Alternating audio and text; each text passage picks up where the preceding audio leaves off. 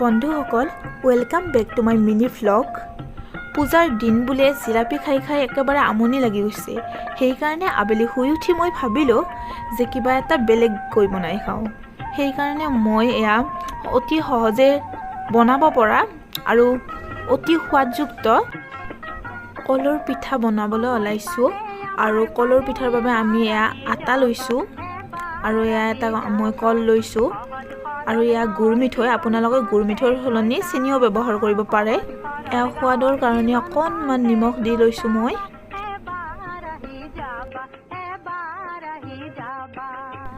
কেইটামান চব গুটিও মই ইয়াৰ লগত মিক্স কৰি দিছোঁ আৰু এইখিনি মই ভালদৰে এতিয়া সানি ল'ম। এয়া মোৰ বেটাৰটো ৰেডি হৈ গ'ল আৰু এতিয়া মই গেছ ষ্টভটো জ্বলাই লৈছোঁ আৰু ইয়াতে পেনখন তুলি দিছোঁ আৰু পেনখন এতিয়া গৰম হোৱাৰ পিছত মই মোৰ কলপিঠাখিনি পাতি দিম।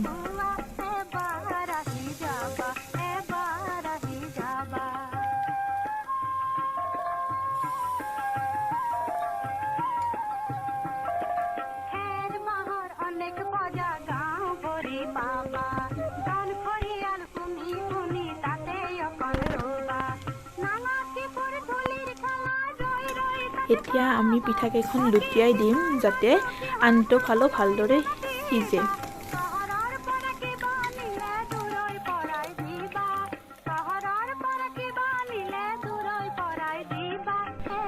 এয়া মোৰ কলৰ পিঠা ৰেডি হৈ গ'ল।